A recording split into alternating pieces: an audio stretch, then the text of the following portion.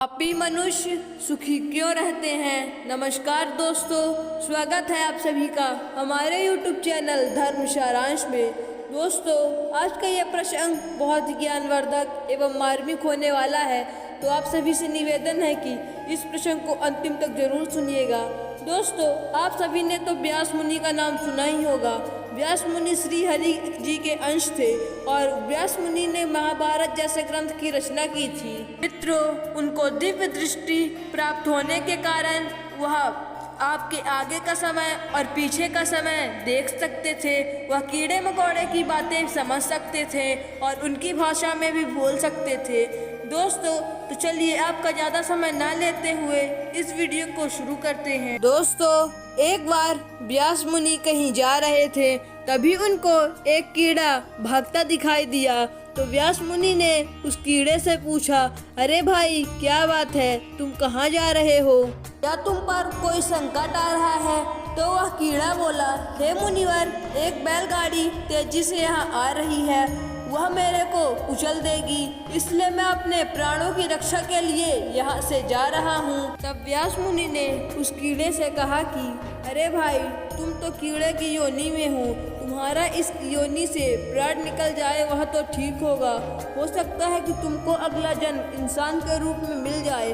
अगर मानव ऐसी चिंता करे वह तो ठीक है, परंतु तुम यह चिंता क्यों कर रहे हो? तुम्हारा तो योनि भी कीड़े की है। तब वह कीड़ा बोला कि हे मुनिवर, अब मैं इस कीड़े की योनि से भी और बदतर योनियां हैं, कहीं मैं उन योनियों में ना पहुंच जाऊं, इसलिए मैं अपने प्राण बचा रहा हूं।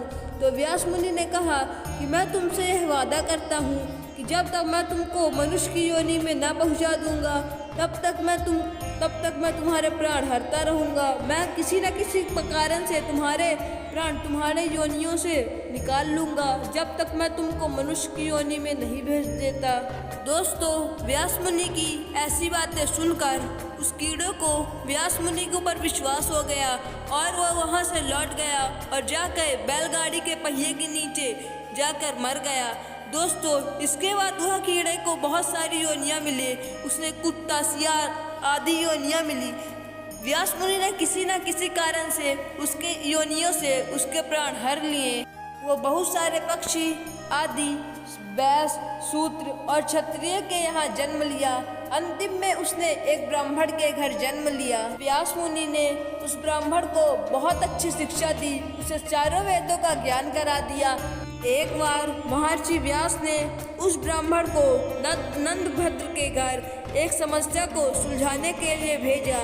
नंदभद्र की समस्या यह थी कि पापी मनुष्य सुखी क्यों रहते हैं। तब वह बालक, जो कि व्यास मुनि का शिष्य था, उसने उस समस्या का समाधान देते हुए कहा कि तब उस बालक ने उत्तर दिया कि जो पूर्व जन्म में तामस भाव से दान किया है, उस तामस भाव के दान का फल इस जन्म में मिलता है।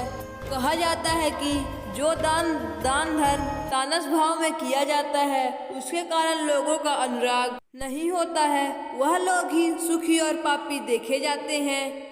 ऐसे लोग अपने तामस भाव के कारण पुण्य का कर्म भोगने के बाद नरक ही जाते हैं। इस बात में जरा सा भी संदेह नहीं है। सज्जनों, इस संसार में 4 प्रकार के मनुष्य पाए जाते हैं। पहला, वह जिसके लिए मृत्युलोक में सुख आसान है, परलोक में नहीं। दूसरा, जिसको परलोक में तो सुख मिलता है लेकिन मृत्युलोक में नहीं।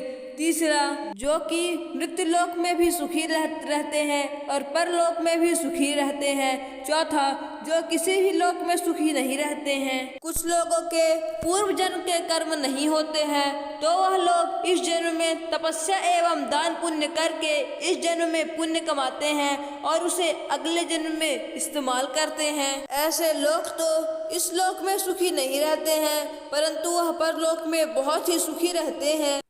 और ऐसे भी लोग होते हैं जो ना कि पूर्व जन्म में कर्म करते हैं और ना ही इस जन्म में अच्छे कर्म करते हैं। वह लोग ना तो मृत्युलोक में और ना ही परलोक में सुखी रहते हैं। तो दोस्तों, आशा करते हैं कि यह वीडियो आपको पसंद आई होगी।